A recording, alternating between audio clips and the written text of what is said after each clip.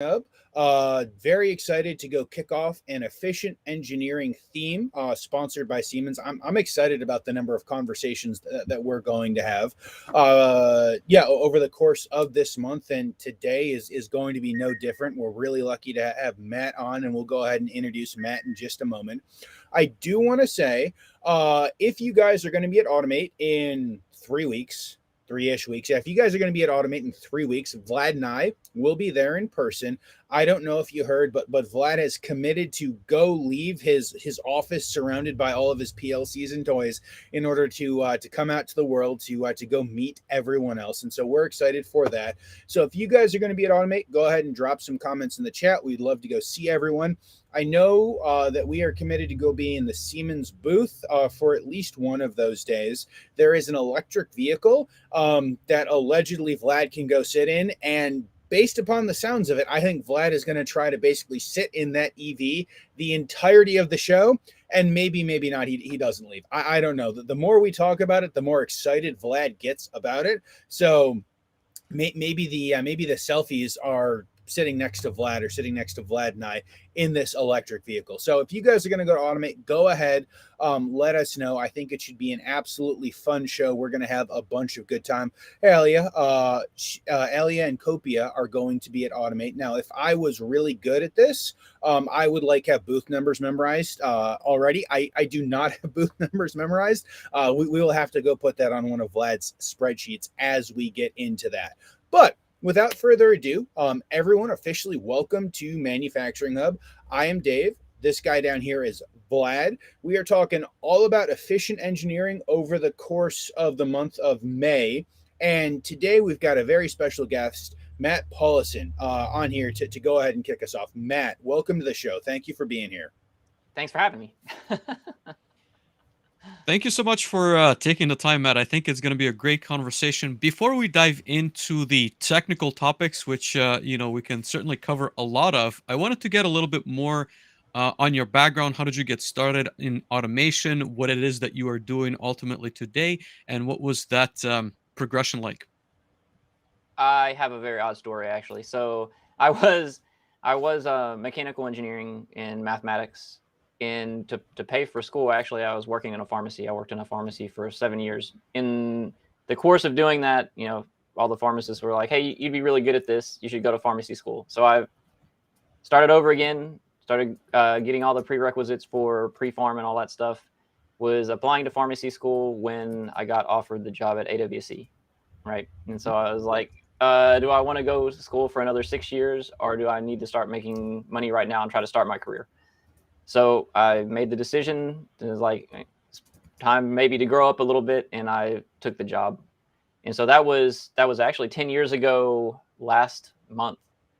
Yeah. So ever since then, I've been writing PLC code. So control system code. I started off in our tech support group, basically. So AWC, the company I work for, is one of the largest Siemens distributors, if not the largest Siemens distributor in the US.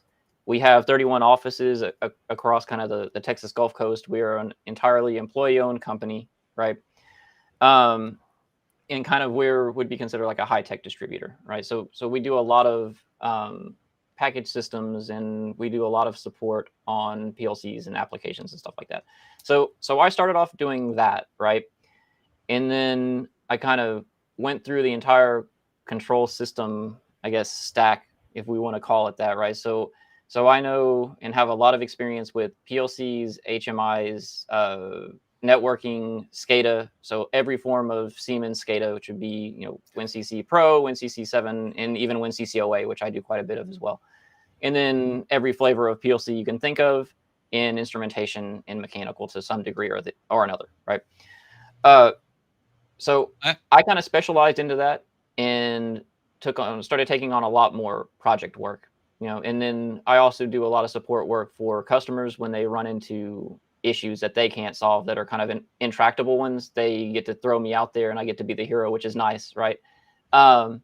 Here lately, though, I've been focusing on kind of standardizing and formalizing our process behind control system projects, specifically writing code for PLCs, HMIs, SCADA, and stuff like that, to try to reduce the the amount of effort that it takes to do that without sacrificing quality, or in most cases, increasing the quality of the products that we put out. But before we dive deeper into that last point, maybe I have two questions, maybe on your earlier background, right? So first of all, the pivot from pharmacy into industrial automation. I want to maybe get your thoughts on how that decision actually went down. Did you have some experience in software? Was it a Yeah, conversation you obviously. had? So I had 3 years of school and of engineering school behind me already in a lot of mathematics, right? I also took my actuarial 1P, so I have a lot of that stuff. Um, I just couldn't really figure out what I wanted to do, if that makes any sense. And so I Mhm. decided it was probably time to just try something. And it actually, it's really cool because I fell into something that I actually really love. And it's kind of hilarious because if I would have seen PLCs and control system stuff when I was doing the engineering school, I probably would have immediately gone towards it. Yeah, and I guess I personally had the same experience where I didn't know what a PLC was until I got into automation. But I guess maybe to that same point, what was the learning curve like? Were you did you have to take Rapid. some kind of like a PLC class or? Rapid. So Okay. so we spin up people very quickly here, and actually we're building a lot of infrastructure now to teach people faster. So we Mhm. have an entire group that's dedicated to getting new engineers from school, training them as rapidly as possible, and getting them ready to do work and help our customers out. So when I started, yeah, it was you get thrown in. I think within 2 weeks they sent me to a Siemens training course on programming. Got done with that, felt and took the certification course, and I was like, oh, this is good. I feel really good about this, right? Mhm. And then immediately got thrown out into a project and learned real quick. Yeah, no, absolutely. And I guess like to fast forward to today, Matt, just to kind of like close the loop on the background side, your official title is engineering manager, but Yeah, you implement the strategy, but you're very much a practitioner, right? You still go in the I field, you am. write code, you Yes, so yes. I It's want to still paint like a I full write a lot picture. of code, and I'm very involved with so all the library creation and stuff is generally me. I have a group under me that they do some work with me as well, but generally like the writing of the standards, writing the style guide, creating the libraries, implementing those things, and then I do a lot of code too. I actually do a lot of project work right now. Mhm.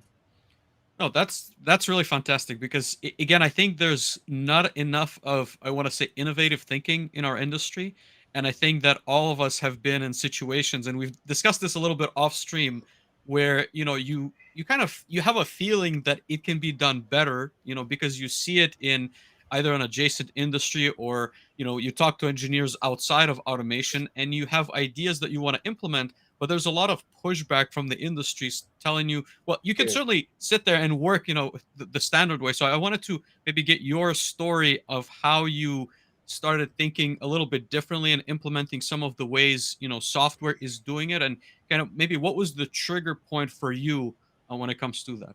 It was really that first big project. I told you this before and gave you a little bit of feedback on it. So a project came in, a pretty good size one, like 400 hours, right? That's pretty good size as far as what we would ever take on. And it was given to a different engineer. It was a conversion from Allen Bradley to Siemens, right? And so they, I guess, naively believed that they could just copy rung per rung, right? In that this is the quickest way, the shortest distance between 2 points, right, is a straight line, which is me copying rung per rung. Mm-hmm. And so even in as fresh as I was like, that's probably not a great idea because if it doesn't work, you're just not going to have any idea why it doesn't work, right? Fast forward to however many months later, when they were out there trying to commission the system and it just wasn't happening, right? And they're like, hey, we need to go get this done. The customer has a deadline and their customer has a deadline, right?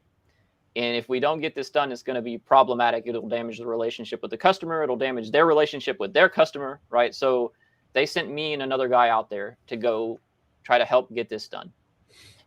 And again, I had just come back from that training. I was feeling real good, right? Feeling real good about myself. I'm like, I know how to do all this. I'm ready, right? Send me out there, put me in the field. And so I go out there, and you really quickly learn that it is not that easy, right? Mm-hmm. And so when we talk about this kind of why software projects fail, idea. And maybe fail is too harsh of a word, but I'm saying if you go over budget and over time a lot, right, you probably are going to have problems. So maybe partial failure, like we got it done, but over budget in, on time, but over budget as far as hours are concerned. It turns out that writing and reasoning about code is actually really difficult, right? So you have to, and there's some thought, right, that people want to get away from. They're like, we're an expert in this domain, which is using these products and being fluent in the environment to configure and program them, right? So that's what we're good at as a company. We don't know the domain that the customer is working in, not generally, right? And there's some people that are like, oh, well, that's the job of like an analyst, right? To take their specifications and requirements and distill them in a way that the programmers can go do.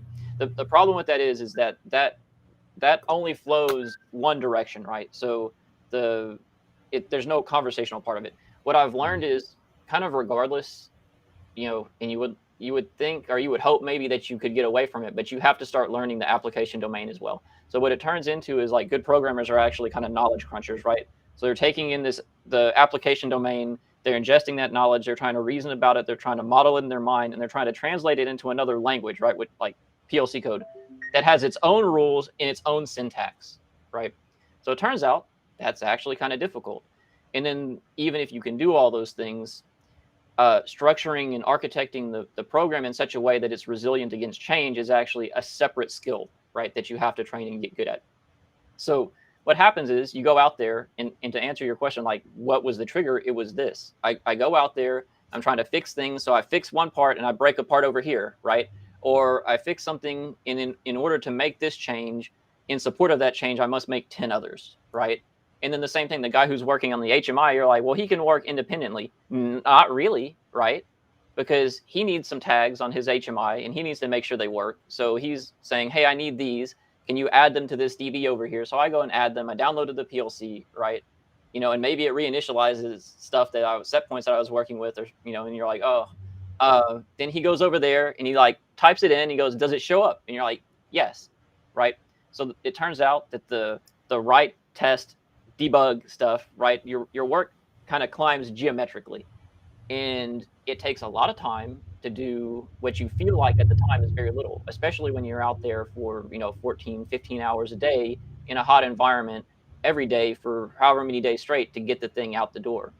And you get done with something like that, and at the end, right, it's relief because you're like, oh, I did it, and it's people are happy, we saved the day. And then you get off that, you get back home and kind of the endorphins wear off a little bit, and you go, that this can't be how big projects are done, because this is not even that in the world of engineering, this is not that big of a project, right?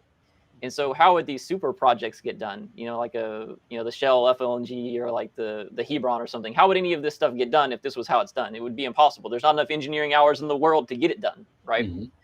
And so once you accept that there must be a better way, and in fact there is one, because the proof of it is these other projects exist and work, right?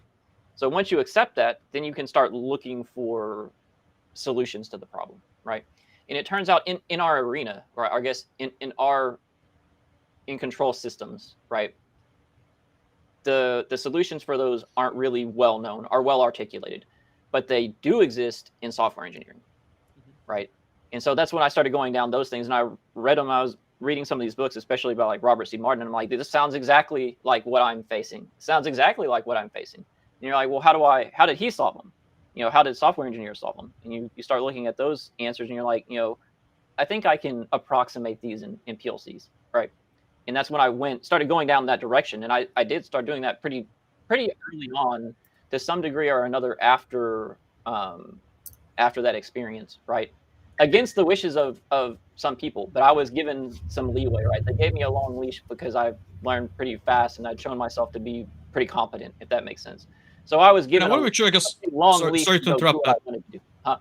Just want to make sure, like, to capture some of those, I want to say, like, parallels, but also nuances, right? Like in PLCs, you can't necessarily implement classes, right? But there's ways to create it. Same like inheritance. There's not. That's Sorry, that's go right. ahead. There's ways to approximate those things. So and I generally do it by, so if we're talking about firewalls against change, so what we're talking about is ultimately is dependency management, right? And so all the design patterns and principles that you look up in software engineering are generally related to software architectural dependencies. So it's dependency management. So you're trying to build firewalls against change, across which change or dependencies cannot propagate, right? In PLCs, you can actually do this, like especially Siemens PLCs, I can do this. So generally what I'll do is I define the interface, right? And I define the interface to be fairly abstract in order to do this, but I'll share that interface across the blocks that need it, right? That way, what's happening is I can have I can have a concrete thing, which is, let's say, a final control element or something, right? Right? That's something that is concrete and has to be implemented concretely, because it actually does work on something real. But its interface can be abstract to the module above it. So what happens is instead of the module depending on a concrete implementation, it depends on the abstraction, right? So they both depend on the abstraction, not a concrete implementation. And what that does is that really does stop change from propagating up the rest of my code. So if you're writing kind of procedural code where it's this top-down thing, what happens is you build this pyramid, right? If any of those bottom pieces of the pyramid change, you see that change up each level, right? And that's what I was facing in that first project. You're like, man, I changed this, now I have to change this, this, this, and this. And you're like trying to reason it in your head really quick to see how much time it's going to take. And it's the same thing with any software project that comes up for PLCs. The customer's like, hey, I would like to do this change. And if you haven't architected it well, right, then you're sitting there in your head trying to reason out about how many changes you have to make in support of that change and try to add it up and try to come to some number that makes sense. But at the mostly that's a guess, right? And some people, if they have more experience, they're better at guessing, right, as they get older. But what you would really like to do is just make the change in one spot and not have to change everything, right? Yeah, and I think that PLCs certainly lend themselves a lot better to that type of programming, right? Like if you look back maybe 20, 30 years, I think it was a Siemens lot more PLCs difficult. especially. Right? They have a lot of tools for that. So, the user-defined data types are one of them. Siemens libraries, because you can type and version things, is very powerful. And then, recently, I would say within the last couple of years, they added what they call software units, which really is almost like a class. And actually in V18 now they have namespaces. So you can have different namespaces in the PLC. So we're getting closer. Like they're adding these features and stuff. And I think they know, ultimately that this is the direction that it's going. Dave, what are your thoughts on all of this? I guess I have many thoughts, Matt, and I super appreciate kind of your going and explaining your thought process and how you've come to this. I think that, as I said off stream, I think that Vlad, many of the guests that we've had on and many conversations that we've had have basically been, how do we go adopt Agile or almost any sort of computer software programming skills into what we're doing, because at some point, a guy named Matt or a guy named Dave or a guy named Vlad doesn't want to go spend 400 hours just go manually to change, I don't know, 50 things across a large plant, but it's still going to take 10 weeks to go change it because we didn't go think about it up front to begin with. And so I think that it's interesting. Like I've come to libraries. I know Vlad has, again, many of the folks that listen to it as. I always find kind of that next step, right? So internally, you guys are bought in. We're going to have libraries. We're going to have knowledge bases. We are going to architect things in certain ways and use classes and namespaces and all of this in order to go make our and our customer lives better. It may take a little bit more time on the front end, but the next 100 changes that we're going to do in the next 20 years is going to make it better, right? The next 50 times we go roll this out for the customer. And so, Yeah, I'm sorry to interrupt. Go ahead. Oh, no, I was going to say it's going to make it better. Sometimes that's a difficult conversation, right? If we want to go make major changes, sometimes that's a difficult conversation to go have with customers, with the end users of it's going to take a little bit more time and a little bit more money up front to do it, but it's going to make everything easier.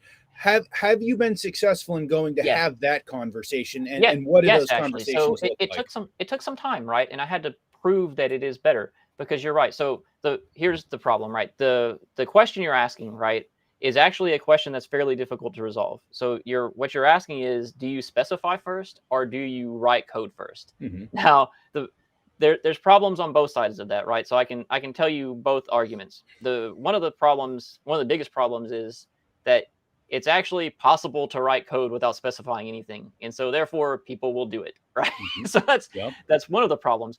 The other on the specification side is people are like, well, we got specification, but then it changed, right? And so Mm-hmm. that's true, right? Some of it is you're fighting against the limitation of language anyway. So you're trying to interpret what the customer is telling you, right? And then take the requirements that they gave you and make a specification out of them that can then be used to go, write the project. Now, the problem is the language itself has limitations, right? Even though we know what dictionary definitions are and things like that, there's connotation and everything else, right? And then there's just the fact that the I guess what I was gonna say, because the requirements can change, that doesn't really absolve you from not at least trying, right? Um, and kind of we all know, right? The most volatile part of any of these projects is scope, right? Scope creep is like the dreaded word, and that's when I talk to people about, hey, why was this so hard? That's literally when I talk to engineers, right? Mm-hmm. Like, well, why was this hard? Why did it go over? Whatever. It's always scope creep, right? Scope creep's the number one thing.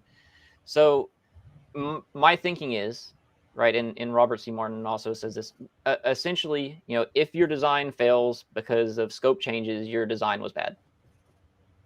It's one of those things, it sucks, and I had to I had to learn it and swallow my own pride myself a lot of times when I was writing this stuff. I would write something and I'd be like, this is awesome, right? I feel really good about it. I could tell you I had one that was it was like a pad site manager, right? Just, doing alarming for a well pad.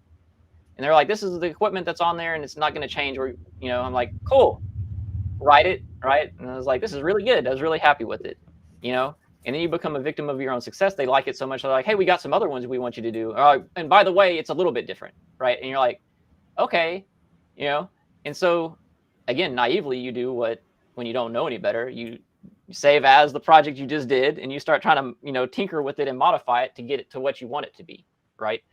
There's some problems with that, though. So the biggest of which is those are now two separate projects. So if I find something wrong in the first one, like systematically wrong, an error, and I correct it, I have to correct it times X copies now, right? There is no mechanism to go and make them consistent again.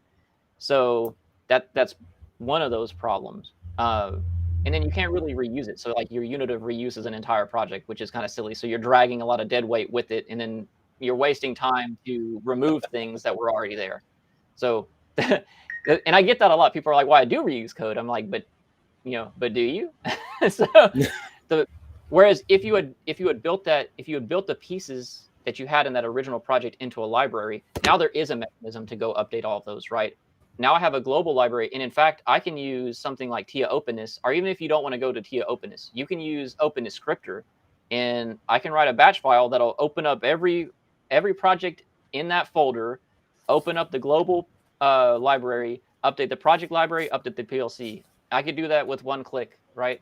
And it'll go and update every project there in that project directory if I have one. So if they had 100 projects, the batch file will go and do all of them. You can only do that if you use libraries. If you don't, you're kind of stuck. Or I guess there are some other ways around it if you're using version control. If you use something like Copia, right? Maybe you have a bunch of branches. But again, that's very manual. And then if you wanted to rebase one, you have to understand Git pretty well to try to rebase and try to get the fixes over on this branch and bring them into this other branch. So there are some other tools to do it. But again, when I was doing this, the tools weren't there. So the tools are growing, or they're getting better, I should say.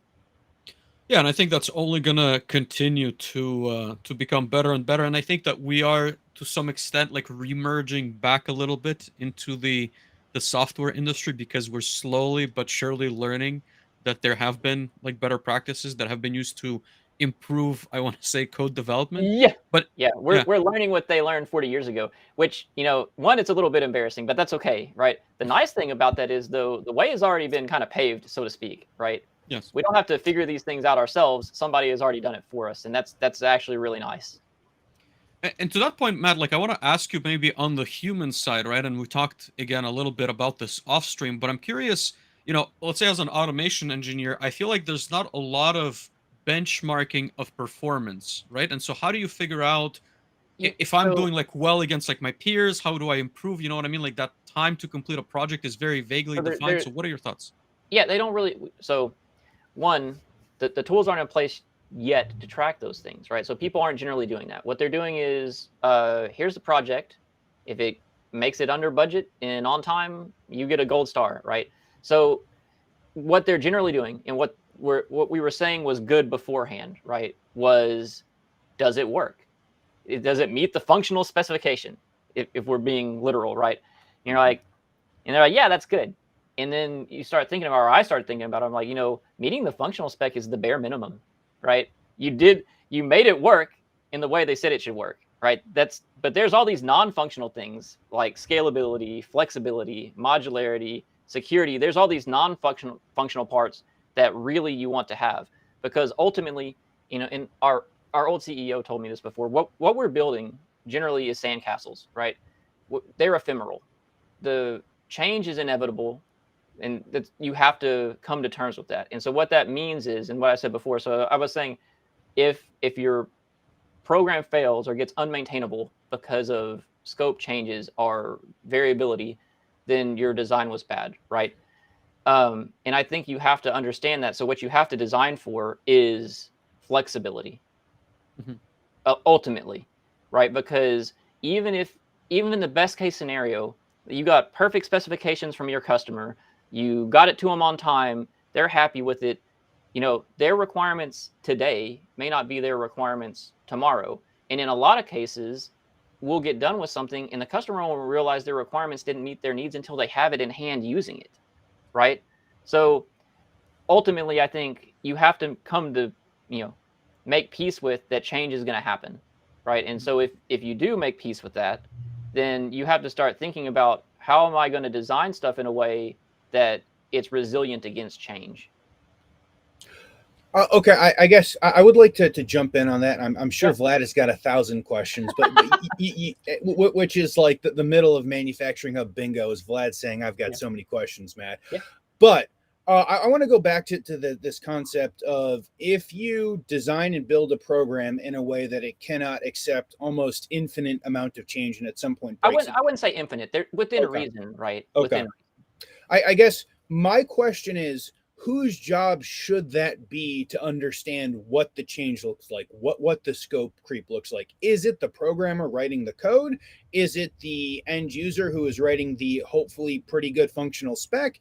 Is it a solutions architect who should hopefully come in and have a conversation of, where are you, where do you want to go, let's go build a program that'll work for you for the next 5 to 10 years? Whose It's hard to. responsibility should So that be? you don't necessarily have to think about it that way, though. So ultimately, the way I think about it is, I don't design for a certain degree of change, put it that way. Okay. If we're talking about it, what I design for generally is extremely loose coupling of the modules of my programs, to the extent that when I make changes, they are localized in one place and the change doesn't propagate across the rest of the program. So this isn't to say that you can ever write something that's going to be completely resilient to the most, like, whenever you write something or whenever you architect something in the first place, right, there is some assumptions that you make about what's possible, right, within the design of the application. When somebody comes and asks you something that, and this happens to people all the time, right? It depends on how flexible your program is, but at some point, somebody's going to ask you to change something that violates the original intent of the design, right? Mhm.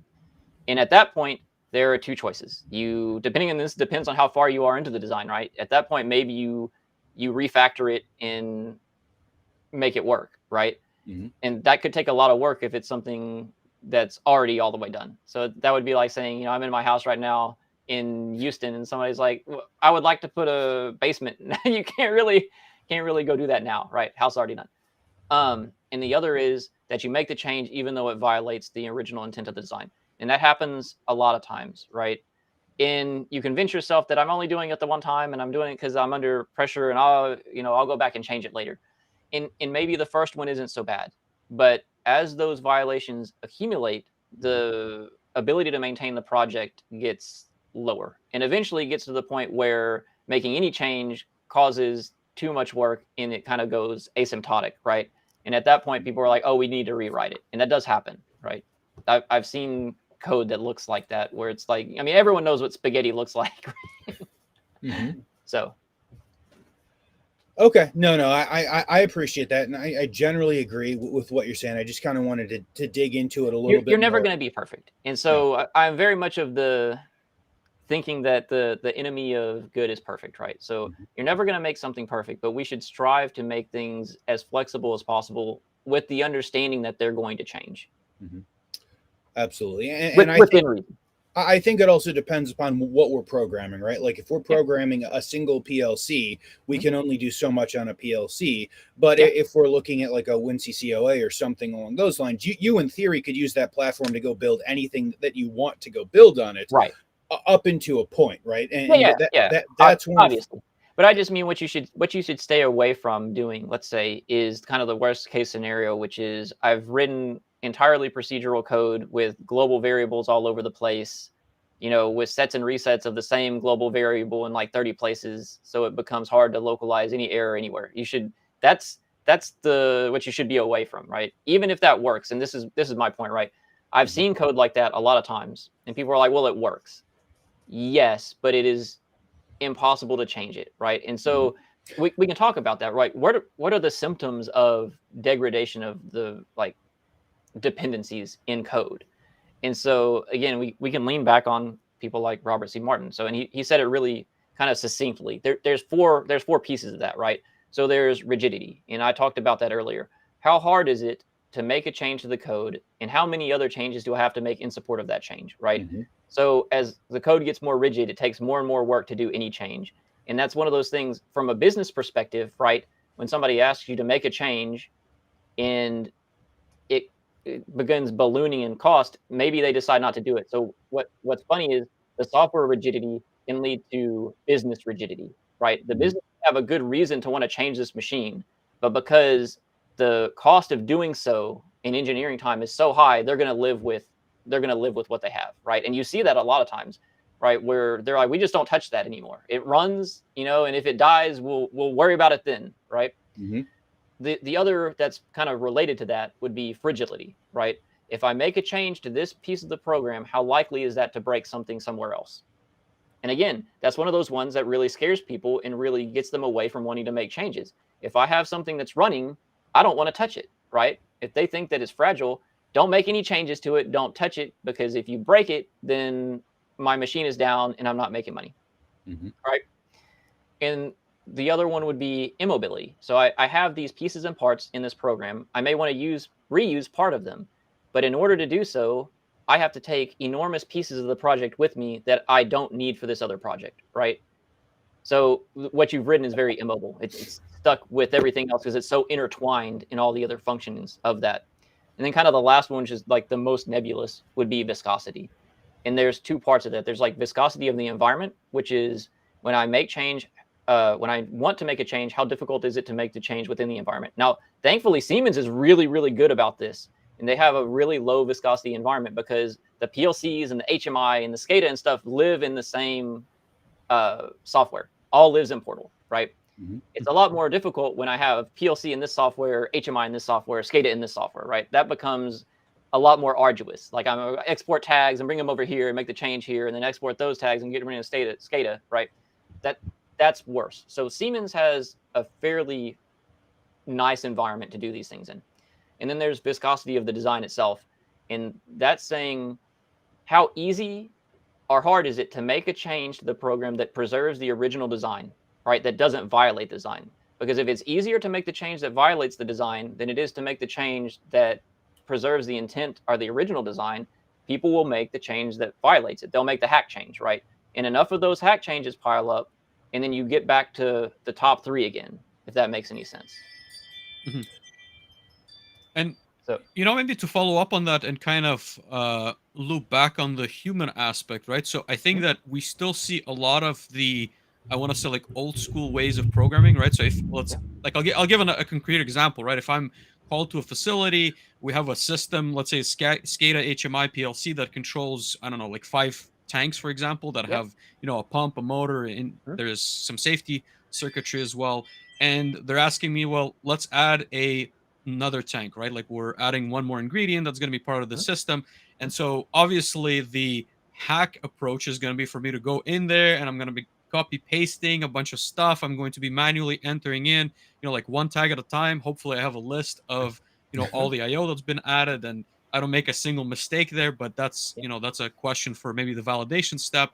And so in my mind, obviously you should be modularizing that system, right? And so I could, in theory, just copy paste. And I think we have the tools, but how do we maybe also kind of not reinforce the industry, but help engineers understand that that's a better way of doing things versus, just saying, well, we've always done it this way. I'm just going to be copy pasting. It's a complicated question.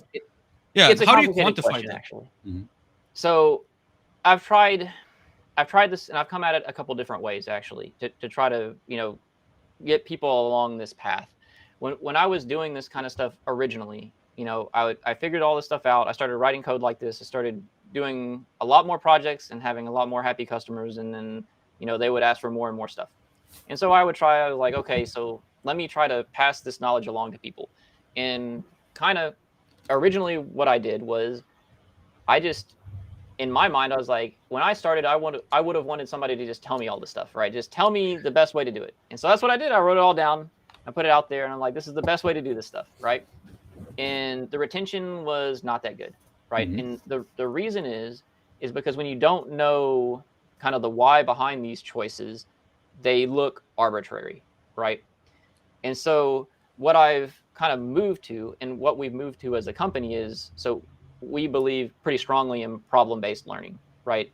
So give them a task and let them try to work their way through it on their own and solve problems. And then on my side of things, when I really want to start pushing these ideas to somebody, I actually just have them start, I can give them some base projects and then I start violating their assumptions really quickly, right?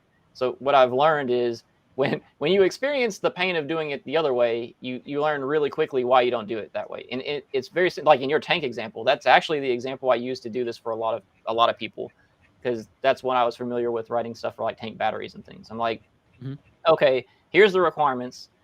Here's 2 tanks, they're 20 feet tall, and here's the IO that's coming in, and I want you to just turn on a pump, like bang bang, right? Turn on the pump when it gets to this level and turn it off when it gets to here, right? And so invariably what they'll do is they'll write that code completely procedurally, right? They'll do what they've been taught most of the time, which is I'll do the scaling here, I'll do the control here, I'll do the alarming here, right? And then I'm like, okay, good. This works because we can test it now. Like, Siemens has an add-on called Test Suite, right? And I can use that to test, and I do use that to test against our style guide, 1, to make sure that people are, abiding by the style guide. And then 2, it can do unit testing, right? So you can test their code, make sure it works. Good. And then, they're like, okay. And then you treat them like a customer would treat them. You're like, hey, that's really good. I have this other one to do. It's 10 tanks, right? And by the way, some of them are different sizes. And then they start thinking about it, right? And it takes them a lot longer to do because they're doing it all manually, right? So they're like, well, now I have to add, 8 more scaling things here, 8 more scaling blocks here, and I got to add 8 more control blocks here, and I have to add 8 more alarming blocks here. I got to go into the HMI, and I got to like put all these things on, all these bar graphs, and I have to manually make the alarms and things like that, right? And they learn really, and then I can go back and I can violate one of their assumptions. Like I let them do maybe 2 or 3, or I can let them do maybe 2 or 3 like that, and then I'll go, hey, actually, if you have a broken wire, it thinks that because they're going to assume something, right? And I can force a broken wire. And if I force a broken wire and they didn't handle that error, right? In Siemens, in 1200s at least, you do a broken wire without configuring anything, it goes to full value, 32,767, right? So their tank would go full, right? And it would run the pump forever. In the real world scenario, it would run the pump dry and burn it up, right? So I'm like, oh, you made a mistake. Now you have to go fix it across all your projects, one of those things. across every instance. And they're like, right? And you're like, yeah. And then you say, the tool for this is versioned libraries, right? And that makes it very simple to go make changes. So I make the change, I release a new version, or make the changes, release a new version, automatically update, right? But you can only really do that stuff if you start reorganizing and kind of restructuring the program itself. So, if I have a tank, why do I have its code strewn across all over the PLC, right? It should really live in one location.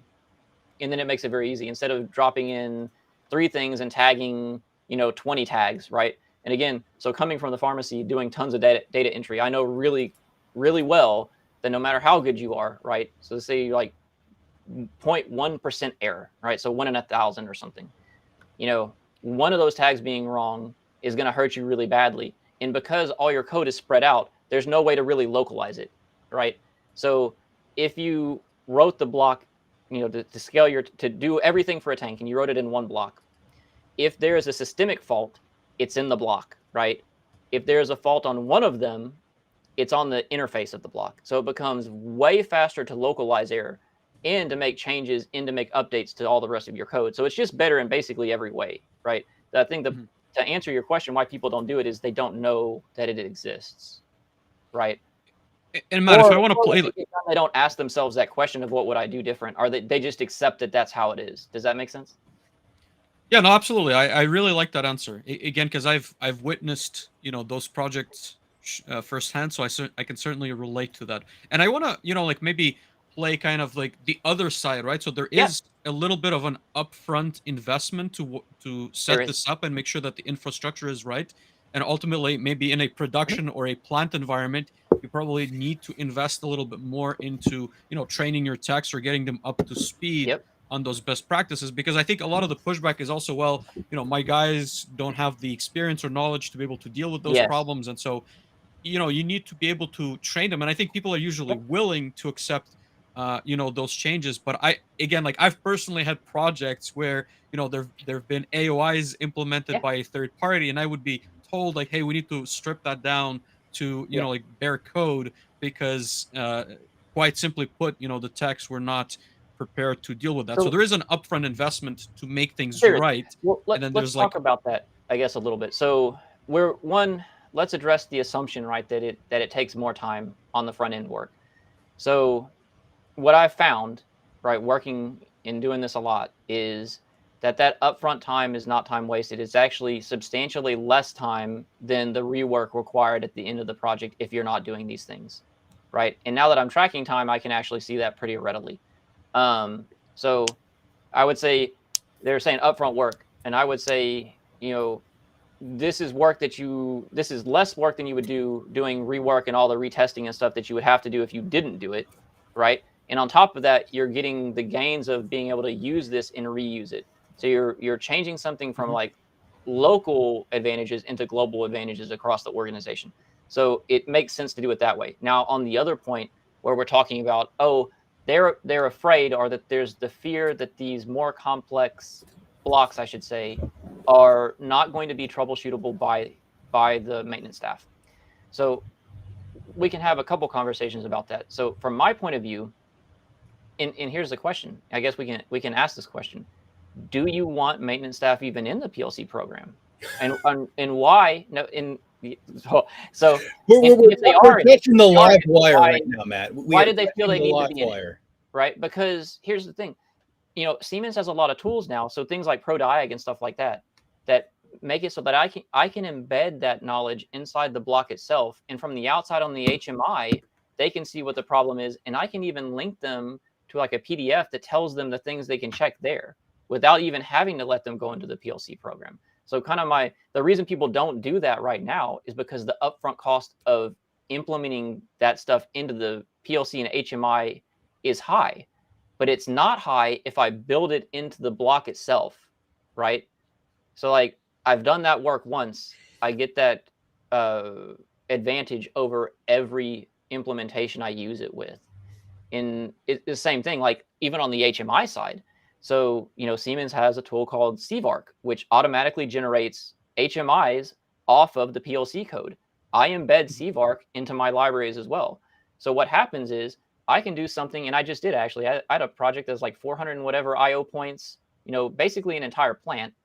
I did it within like 2 or 3 days, right?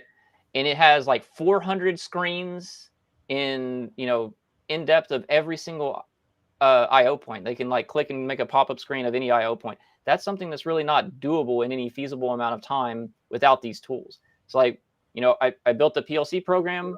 It was made very modularly with the, software units and things like that. And software units, by the way, let you contain volatility inside so like you can decide to architecture program from a volatility standpoint. Things that are likely to change a lot, I can put them in a separate software unit.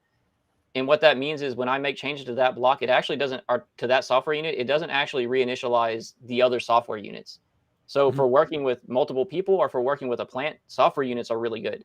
The reason people kind of don't use them right now is because they enforce the practices I'm talking about rigidly, right? They're not going to let you share globals. They're not going to let you get tags from one software unit to the other, right? Unless you define that interface very explicitly. So it promotes good standards, but it's a little bit arduous for somebody who's not used to it. For somebody who is, they're very powerful. And then once I had the PLC stuff done, I literally clicked generate. It generated the entire HMI. And then I can just move the pieces around to where I want them. And not only did it generate them, so it created the tags, it generated them, it linked the tags, it linked the pop-ups, it linked the events. That's like, how much work is that across 400 screens? That's not something that's really feasible to do on a normal time frame. Normally I would quote something of that size, like a man month or more, probably, right? And Matt, I wanted to make a comment because I think maybe your maintenance stake was a bit hot for some, but look, I think like I would actually agree with it, right? Because I think if you look back on software projects, it's the fact that we have to fiddle with software is a symptom rather than it is. I guess like because it's poorly implemented, like we discussed. Like there's somebody didn't put in all the alarms, right? So then you start adding like weird alarms, like as an example, right? Like there's obviously a lot of different nuances, and then because that alarm now introduces a change that then introduces more changes all over the place, then maintenance is starting to firefight these like little issues that occur on different days at night.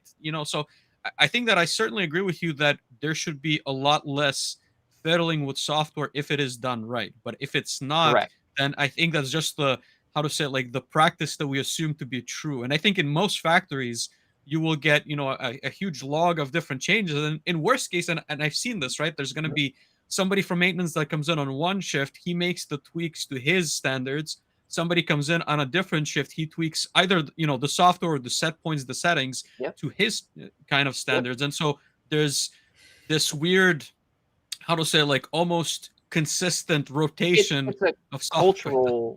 It's a cultural problem is what it really is. And so again, that's why when we're talking about these things, one of the first steps, like no matter what. So if you're looking at something like are you familiar with the CMM, like capability maturity model? So moving up that, right? So moving from like this ad hoc process where people are just doing things based off problems as they come in, the firefighting type stuff. So moving from that to a repeatable, defined process, right? So the very first step that you have to take, no matter what you're doing, is you have to decide to standardize and formalize some of these things, right? That's the very first step.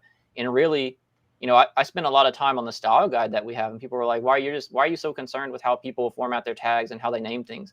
Well, I'm very concerned about that because when you have multiple people working on the same project, it becomes extremely important that they speak the same language and the same nomenclature, right?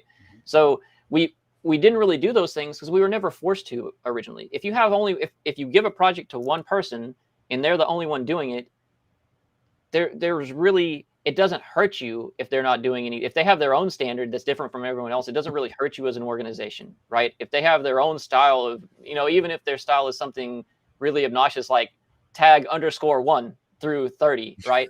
It doesn't really hurt you as an organization until the very end. So like in that, I mean, we've all seen this at a certain point, the only document that corresponds 100% to running code is the code itself. When that happens, when the code is the basis for maintenance, whenever the person who wrote the code leaves, it becomes very expensive to maintain it, right? So again, we, even on that one-on-one basis, we probably should enforce, standards and style and things like that. But when you try to decide, you're like, I'm going to change how we're doing work, and I'm going to go away from pulling work, or from pushing work to people to having people pull work. I'm going to start reducing the batch size of work so I can increase the throughput through the system. When you want to start answering those questions, or when you want to start doing those things, the first thing you have to do is get people on the same page. And that means adhering to the standards and style guides. And then I'm, again, a big proponent of, if I create these things, you have to also validate them, because, you know, if you just put them out and there's no validation, they don't get done. And so, again, when we're talking about kind of this Agile idea in test-driven development inside the PLC world, which exists, by the way, you know, people would tell me, oh, we just do code reviews at the end. Okay, well, what's the recourse if you get to the day before FAT, the engineer hands you their code, you look over it and it's not what you want, right? What's the recourse then? None, right? Tomorrow is the day it has to run, so you don't do anything. So instead of that, and instead of having them send me individual pieces of code for me to check over, because one, even if I had unlimited time to do that, there's still a turnaround time. And in the time it takes me to read through it and approve it, I've taken them out of their flow, right? Because maybe they were doing good work, right? And now they have to recontextualize and put it all back in their head and, you know, model it back up again so that they can work again. And that's saying that what good is my approval on it? I can approve almost anything based off the standards and style guide because I can just look at that. But those things don't really matter that much. It's like they do to keep people aligned, but they don't as far as if the code works, right? So unless I know the project intimately, like, what good is my rubber stamp on it? So again, instead, I want to move the quality part of it as close to the work as possible, right? And in Siemens, we could do that with Test Suite. So I let them run the style guide against their code, the style guide checker. It'll tell them if they're missed a comment here or there, right? They go in immediately, so it gives them immediate feedback. They go and fix it. They run it again, it passes. I have them run against the test suite to do unit tests as well. So they can run it, see that it passes, and then if it passes the style guide and it passes the unit tests, I can let them mark it done, right? Mm-hmm. And so that way they can immediately pull another task and keep going. And actually inside Siemens now, you know, they just released an add-on that will automatically create the test environment and automatically rig up the block to do the unit test and automatically create a template for the unit test. So like a lot of the work is being done for you already, right? Because that's the pushback, right? I get on test-driven development type stuff. They're like, well, we have to do double work because we have to write the test and we have, okay, right? But again, the rework is more time than doing this is what I found. And you could be sure, right? If I make a change, I can run it against the unit tests and make sure that it's not going to break anything. And that surety, like, is actually really valuable. Absolutely. One last comment before I let Dave jump in with the Siemens. I guess I must admit, Matt, I am familiar with test-driven development from the software side, but I've not seen it very much in the automation space, right? It's not something I've never seen. Very new. It's very new. Mm-hmm. So like Siemens just released, I think it was in V16 that they released this test suite. Okay. And it's still new enough that not many people know it exists, right? And again, because we are, for better or worse, the industry is kind of documentation light on the code side of things, right? Mm-hmm. And I would say rigor light, like not very rigorous on that side of things. They're just not doing it yet. But again, it's one of those things that I think if someone were to move in this direction, I would say if you're doing it the old way and somebody moves to this agile method of doing it where they're doing automated testing, they're making very loosely coupled PLC blocks where they can have people work on it simultaneously and they're pulling work instead of pushing work and their flow through the system is higher, they're just going to take everyone's lunch money is what it turns into. Like the first person who does that is going to have an enormous competitive advantage against everyone else. Absolutely. I was going to say, I think that this has been a really interesting series of conversation. I do want to continue, but we need to thank some people. And before we thank Siemens for going and sponsoring this theme, again, I do want to remind everyone listening, and if you guys are listening on podcast form the first time, Vlad and I will be at Automate coming up May 21st through 24th or thereabouts. We're super excited about it. We're going to go spend some time in the booth. So we will be at the Siemens booth. I did some looking, it'll be booth 3618 for a good portion of it. If you guys haven't heard, Vlad is going to go sit in an electric vehicle, and maybe we'll put a stopwatch on it to see how long you can possibly sit there before things start to go numb and he gets kicked out by John. We'll also be at the Phoenix Contact booth 6208 for a couple of afternoon segments, and then Copia, we will be there for at least a period of time, and their booth number is easy to remember, which Elliot told me in the chat earlier, booth 444. Speaking of Copia, if you guys want to listen to more DevOps style conversations, we had Adam Gluck on the podcast all the way back on episode 28. It was a really awesome conversation, which was kind of very much for this show, kind of an introductory to DevOps. So if you guys are going to be in Automate, please feel free to drop a message to Vlad and I. There are some more booths. We will go do some roaming around. We've got lots of people to see and say hi to. Speaking of, we do want to thank Siemens for sponsoring this theme, for letting us go hang out in their booth at Automate, and for the general sponsorship of the community. And with that, the potential of automation to eliminate repetitive and low-value tasks is quite significant. The quote-unquote engineering tasks are no exception. In its report, Jobs Lost, Jobs Gained, What the Future of Work Will Mean for Job Skills and Wages, the McKinsey Global Institute found that an 8-hour workday being the global norm, the average employee loses up to 60 hours per month to easily automate tasks, which is 1/3 of the time. Innovative companies like Siemens have been making great strides in topics for interdisciplinary collaboration, modularization, automated engineering, openness, and validation and testing. If you'd like to unlock efficient engineering workflows, check out the link in the description today. And again, we want to thank Siemens for going and sponsoring all of this. And we look forward to seeing everyone in Automate in Detroit, maybe with a few easier words that I'll go change in this ad read as we talk about going forward. But Matt, I guess I want to talk about efficient engineering as we get close to the end of the time, right? And so I feel like you have talked about how we can go quickly scale applications. Yeah. I think that we talked about how you can go kind of build all this. You talked a little bit about kind of internal engineering and onboarding. I feel that you guys, being a both practitioner but also a Siemens distributor, kind of live in an interesting space, right? Because you're not only trying to help end users go build better code, go build better programs, but you're also out there trying to help systems integrators and other practitioners go and understand. Yeah. When you're talking to these other practitioners, kind of, I guess a 2-part question is one, what is the message that you generally bring to them? And two, how is that message generally received? So the messaging is different based off who I'm talking to, but for integrators, the message is obvious, right? Reduction of engineering time, ultimately, right? Increase throughput of work through your system, because that makes them money.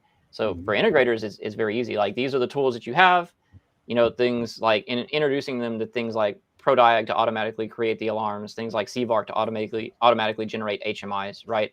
The building out libraries and making them available to use and how to use them. All of those tools ultimately come down to making them more money. So it's very easy for them.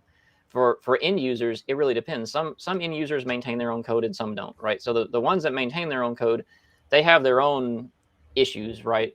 And some of them are related to kind of what I talked about, the copy paste thing before, right? So on the updating side, libraries will help them.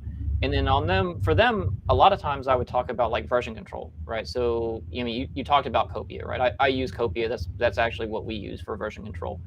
And that becomes very, very important for some of these customers. Like, I've been to one that had like 700 WinCC runtimes. I'm like individual runtime systems. Yeah. So if you have something like that, if that's what your plant looks like, and we could argue if that's a good implementation or not. But if that's what your plant looks like, that tool is no longer a nice to have. It's a have to have. It's necessary, right? Because you need to know what's on a machine at any given time, right? And for us, and for integrators too, these tools are useful as well. So like we talked about breaking the project up into pieces. And one of the reasons people don't do that typically right now is because the management layer doesn't exist for it. And doing it is very cumbersome if you don't have the right tools. So like if I'm sharing blocks manually back and forth, like copy paste, or I'm like, they archive theirs and give it to me, that's very cumbersome and onerous, right? And tedious, and error prone on top of that, right? So you got to move away from that. And there are tools now for it, which is nice, right? So we use Copia, and I also use Siemens multi-user server. Mhm. So I found like when I'm doing active development work with multiple people, multi-user is really good. And generally what happens, I get to a certain point with multi-user where I want to issue a release, and I'll export it from multi-user, and then I'll stick it into Copia for version control. And then on top of that, once that initial one is out there, we bring it into the field.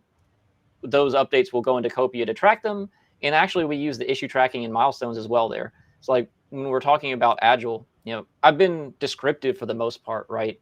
But I can be prescriptive on this side of things. So like, what do we need to do if this is the direction we want to go? Well, kind of the first thing you have to do is just make the work you're doing visible, because the work we have is really invisible.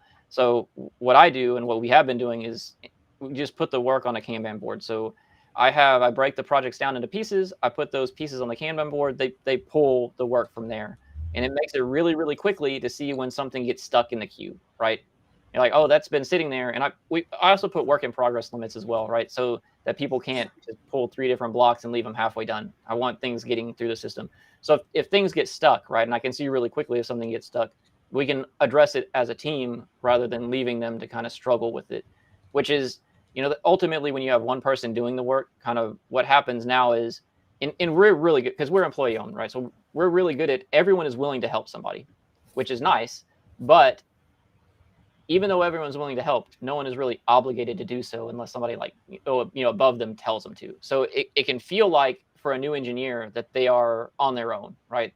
This whole thing is theirs and it lives or dies by them. And it's a lot of pressure for people who aren't used to it. And I have seen it burn people out, especially if you go on the first one you go on, like what I did was, out there for that amount of time, nothing's working the way you want and the customer's breathing down your neck. Like that's a lot of pressure. So, and some people thrive in that and some people don't. But one of the things that you have to realize is, the ecosystem isn't very large for us. And, we want to use as many people as possible. So like if the thought is, oh, they burnt out, therefore they're not, that's the wrong person for this job. I'm like, no, maybe we should try to make it easier so we can kind of lower the barrier to entry. And that's one of the other things that libraries do. So like kind of the goal would be, right, the difference in skills, knowledge, and abilities for a library user versus a library creator. You want to maximize that distance or that difference so that they can get all the features and functions and quality out of code, right? But they don't have to be the ones to write it, and they don't have to redo the effort as well, because that's just waste essentially. Yeah, that makes a lot of sense. Matt, I want to ask you maybe a lighter question about the industry in general. So, we talked a lot about us adopting features from software/DevOps, from maybe 20, 30, 40 years ago. I'm curious, like what's maybe on your wish list, or what do you see entering our industry relatively soon that hasn't necessarily kind of made its way to industrial automation? Are there any things that you're like, hey, like I really wish, or you're pushing towards to having in the automation space? There's a couple things. So like openness is a thing that's been out for a long time, but openness, unless you're a really good computer programmer and very knowledgeable about C# is very kind of difficult to use. So they have some pieces coming out that make some of these things easier. So Semantic AX, I think, is in beta in Europe. And that's kind of like I believe it's based off VS Code. It's kind of like a VS Code editor for PLCs. I think that's going to help some. I think there's a tool that Siemens has called the Modular Application Creator, which is kind of like a framework to use openness, building out stuff like that, like in the long run. So like the goal ultimately for me, if we're talking like long-term goals, would be, we spoke at the very beginning where people were saying, if I'm not making executable code, I'm not going anywhere, right? We can add an addendum to that. If I'm not creating something that can create executable code, maybe I'm not going anywhere. And those things, like what we're saying then versus now, maybe seems like a contradiction, but in some ways it isn't. If you can make tools that will take specification and create code, right? So ultimately what I'm talking about is like meta programming tools.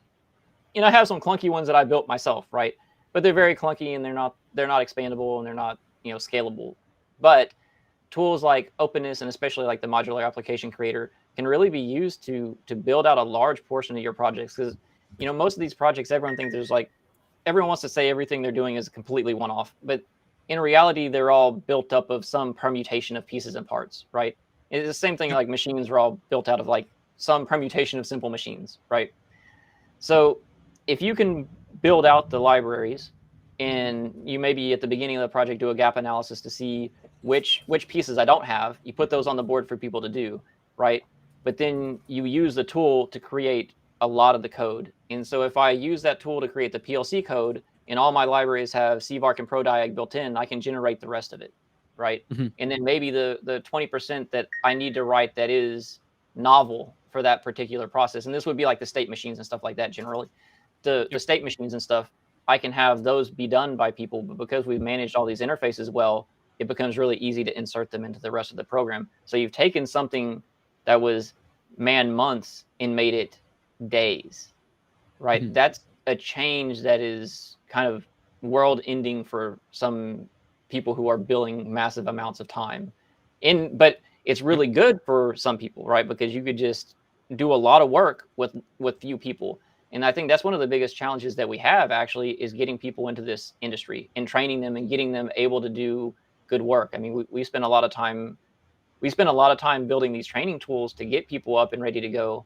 And if we want to grow to a certain extent, you're like, well, what if you, I always ask people when they're writing code, would you do it the same if you had 10 to do? Would you do it the same if you had 100 to do? Would you do it the same way if you had 1,000 to do? Right. And those answers can change really rapidly. And it's the same thing. I think about that from a hiring perspective. Would we hire the same? Would we train the same if we had 10 people, 100 people, if we needed 1,000 people? Right. And there's really not any integrators that size. And I think part of the reason is because of the way that we do work, right? It becomes hard to deal with the variation in demand when you're doing work the way we've been doing it, and I do believe that's one of the reasons like the Big Five or FANG, depending on how you want to call them, is able to have so many people is because of the way they do work, right? So we need to shift as an industry probably, right? Especially since it seems like we're onshoring a lot of stuff, right? There's going to be a lot of work to do. And there's not, in my opinion, and I think you guys can speak to this, I don't think there's enough automation engineers out there to do the work that's going to be coming in. Yes. I'd say like on that note, it's probably going to get a little bit worse before it gets better for sure. Before I throw in, like there's a question we have like in chat from Daniel. I'll say like one thing like on my wish list, Matt, and maybe you have some input on this as well, but it's having not necessarily a marketplace, but a collection of libraries, right? Because I think that as automation engineers, and I understand that companies are making it a little bit better internally, but let's say me, Vlad, I go out and I write some kind of a function that works really well for a filling tank. I'm not going to share that, right? And again, I understand there's some IP, and that's a whole other like discussion, and whether or not you can patent that code is different. But I think in software, there's a lot of ways for me to go and look up a best practice or a library on that component, right? So I don't have to go and reinvent the wheel again and again. And I think there's a lot of really smart people. There's just not a portal through which that's shared. And I know, like I said, I know there's challenges. I know that there's secrecy, but I think that would be really a great product to see, and I don't think it's that hard. Yeah. So let's address that a little bit. There's a couple things, right? From most of these pieces and parts that I'm talking about, I wouldn't consider them proprietary, right? And I actually release the stuff that I do as open source anyway, because a lot of these things, like everyone has written a valve block, right? That's not, there's nothing new under the sun as far as writing a valve block goes. Now, absolutely, I agree with you. I agree. I was just saying, there's companies that try and put a label on them, so I'm like, I'm reluctant, I know what you're saying. So some of that, yes, there is maybe a little bit of cultural change that needs to happen there around releasing the stuff open source. And then the bigger one that you addressed is there's not really a portal right now where you can download those things. You could put them on, and I do. So like I can put them on GitHub or whatever and let somebody download them. But GitHub doesn't really, it won't show you the diffs on the binary file. Like portal projects or compressed portal projects are binaries, right? So it won't really telling you anything, but they can still download them. But you're right. I think there exists a need and a demand in the marketplace for kind of like an open source repository like GitHub for control system code. Mm-hmm. Absolutely. Let me throw this question from Daniel at you. And I know we're coming to time, and sorry again, we have so many questions for you, Matt, and No, it's certainly appreciate you being here with us. I have So all the Daniel's time. asking, I'm good today. I'm free. We can go as perfect. long as you guys want. So he wrote, you noted that many of the constraints we experience in our industry are due to legacy practices that were implemented 10, 15 years ago. Yeah. And he says, sorry, what first steps can an organization take to change the current culture in automation programming regarding non-standardized ad hoc programming practices? And I'll tack on like a little comment like after that also, because I think you cannot hard pivot, right? Like you've mentioned a lot of really good practices. You cannot just hard pivot. That's, as of Monday, that's the new standard. So I'm wondering, like, what is kind of, if you're talking to somebody like that, what's the transformation that they need to undergo through to implement those best practices? So it's a slow process. The idea would be, the same as anything else, right? You address kind of the process that you want to go through, or kind of, I start with addressing the end goal, right? Like this is the end state that I want to get to. And on my side, the end state I want to get to is like automatic generation of stuff, right? So large portions, and to get to this agile type of development, DevOps style pulling stuff. So, you start thinking, you're like, oh, if that's what I want, right? The first thing I need to do is I need to get everyone speaking the same language. So start writing the style guide and start trying to enforce, right? I need to write a standard, like a programming standard. So create these things and start at the beginning, start validating them, right? And if you have time, I say this like people have the time, right? I don't have the time. And if you have time, if you're an end user especially, you can start going through the O code and start doing small things like making comments and stuff and things like that, right? And then the next thing you would have to have, so we said the standardization, formalization, then start writing the libraries. Look at the things that are being done, like kind of the most common pieces and parts that you need, and start just writing them, right? And yet there is the Open PLC library, which is DMC wrote that. I actually contributed the CVARC portion of it, so that is very useful. And then what other tools would you need if you want to go down that path? And the next one would be like version control software. You have to, you could pick one. I use Copia. You can use Siemens multi-user server if you want to. Some people use Version Dog. There's a bunch of different choices, right? But you need to start building the infrastructure first, right? Mm-hmm. The kind of the unfortunate part about the library conversation is it's like a chicken and an egg thing, right? I want people to start using the libraries, but I don't have any internally to use, right? And so I'm willing, and AWS is willing, actually, to just give those out. And I do all the time. Like the libraries that I make freely available to all our customers, integration partners, end users. I give them out. So like we can kind of kickstart that process by giving you access to what I have, right? That we've made is actually very well documented because, again, Siemens has made a lot of these tools. I don't know how many people know about them, but there's an add-on called Code to Doc that basically I can write my comments in Markdown inside of my library, and it will automatically generate the documentation for it. Very professional looking, with pages and pages of data, right? In descriptions of the interfaces, descriptions of everything. So, but in order to use that, you have to be following the rules, right? You have to be making your comments.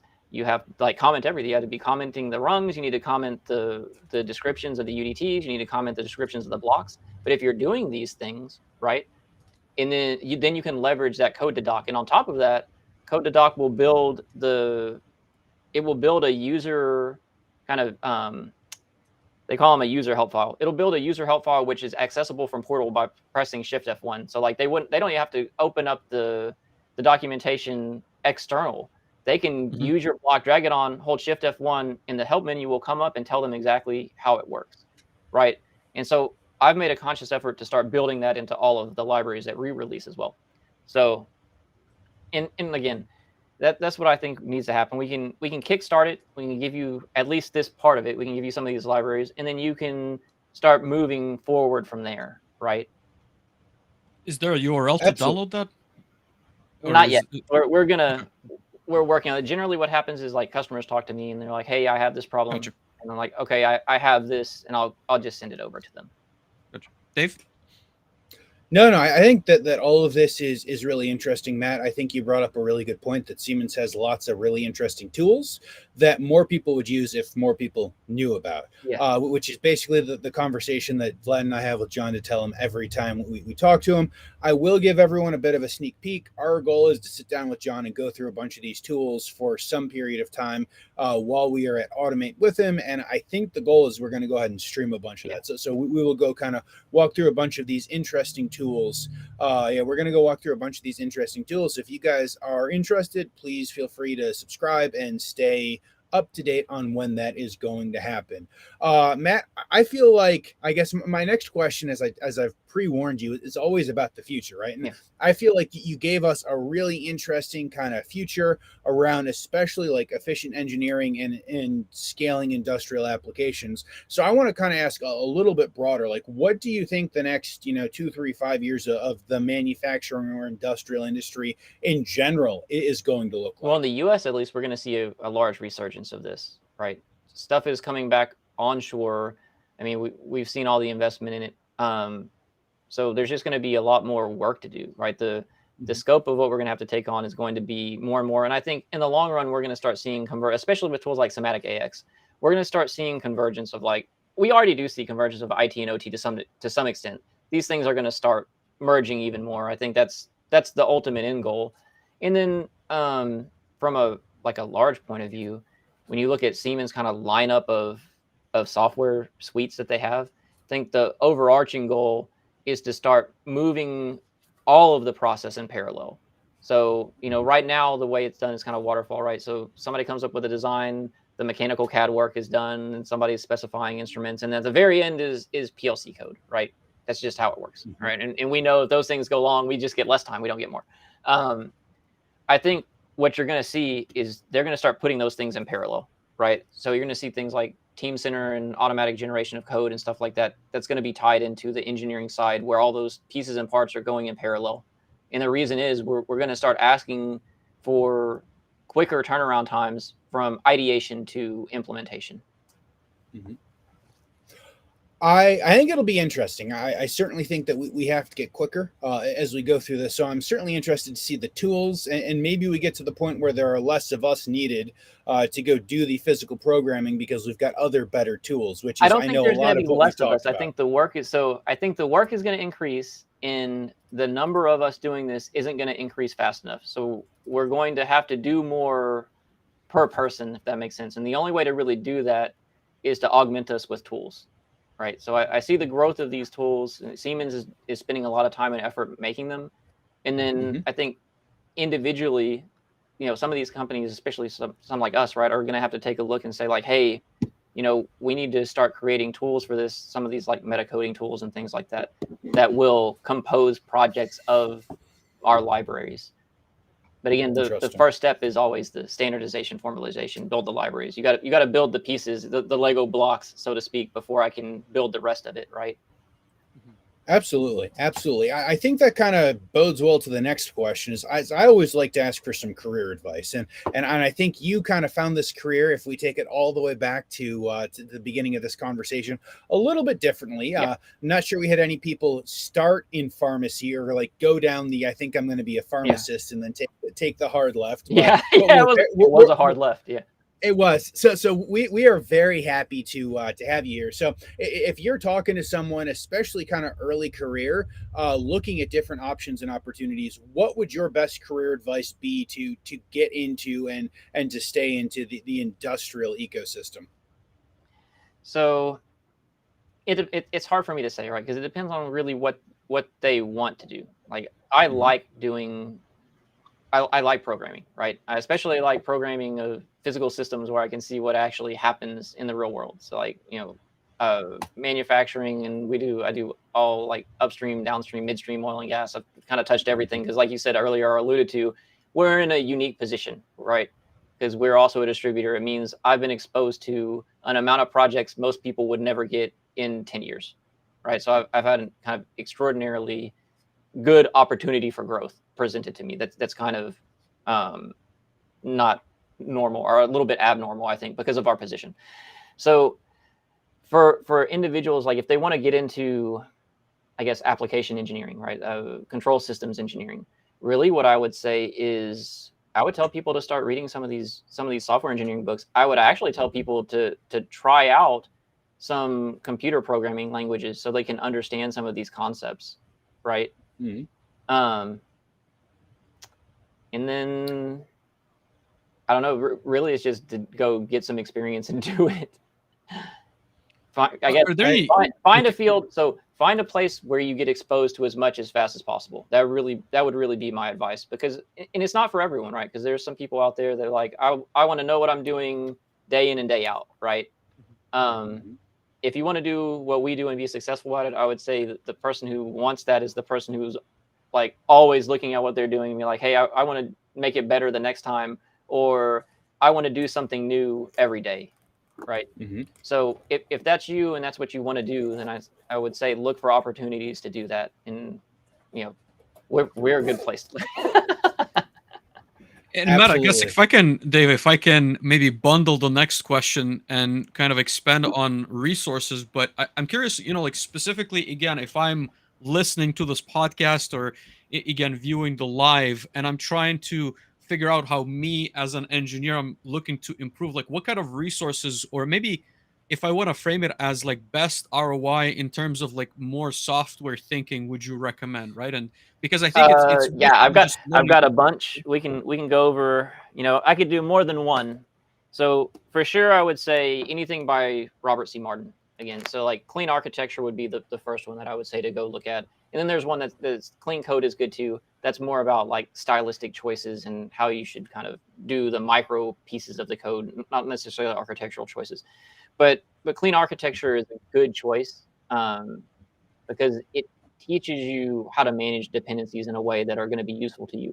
Now, again, this is something that's hard to do because they're not directly applicable to what we have, right? So you're going to have to, you can't just read it and take the examples and then go implement them on the PLC because the tools they're using don't exist, right? We don't have classes and inheritance and things like that. So you have to kind of understand what the purpose is and then understand how they're solving it to try to approximate it in the PLC. And even if you read the book, right, and you're like, I don't know how to apply that, eventually you're going to start. In the beginning, like I said, I read it and I'm like, dude, this sounds exactly like what I've gone through. So that'll at least get you some kind of understanding of what, kind of good code looks like.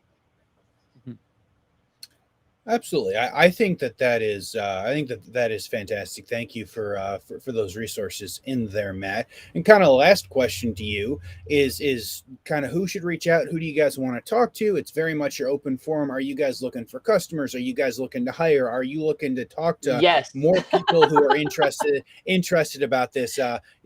Tell us kind of how the community can all help of you. the above, right? So we're always looking to help customers solve their problems, be that end users or integrators, right? Mm-hmm.